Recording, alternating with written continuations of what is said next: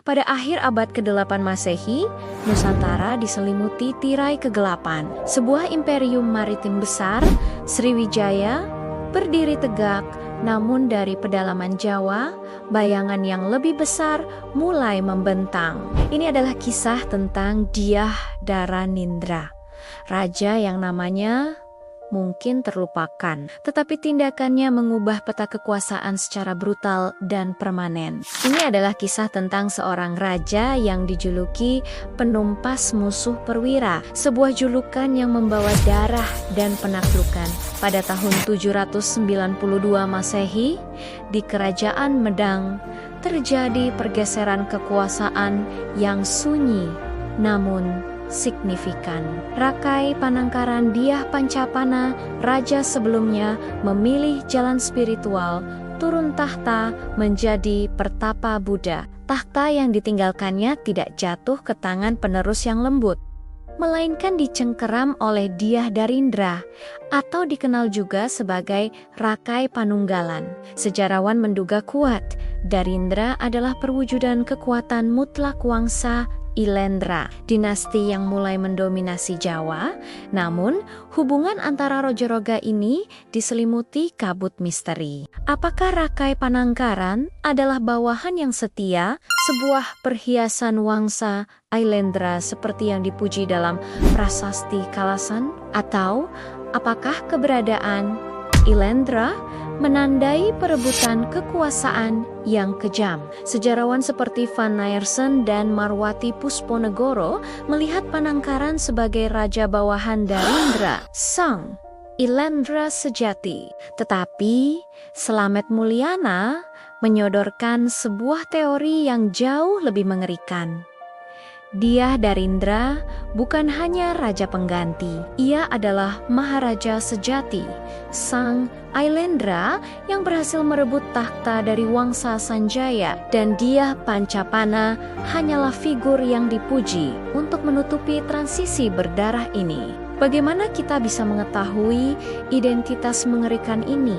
Petunjuknya terukir pada prasasti Kelurak tahun 782 Masehi. Di sana, Dyah Dharindra dipuji dengan gelar yang menusuk tulang, Wairi Wara Wira Ardana, sang penumpas masu-masu perwira. Gelar ini bukan sekadar pujian kosong, ia adalah pengumuman perang global. Gelar ini memiliki gema menakutkan yang muncul kembali dalam catatan sejarah lain.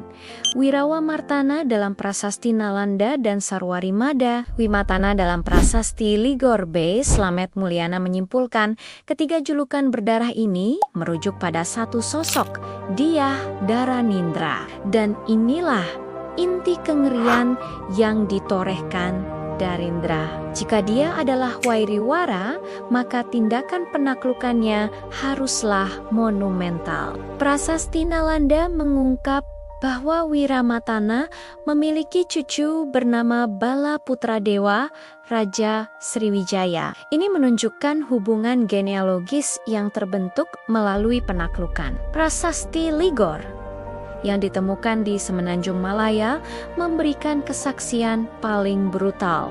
Prasasti Ligor B yang muncul setelah prasasti Ligor A menunjukkan perubahan tata bahasa yang mendasar. Perubahan ini, menurut analisis, terjadi sesudah Sriwijaya benar-benar jatuh ke tangan Wangsa Ilendra. Dyah Dharindra, sang raja Jawa yang menakutkan, berhasil melakukan apa yang tak terbayangkan.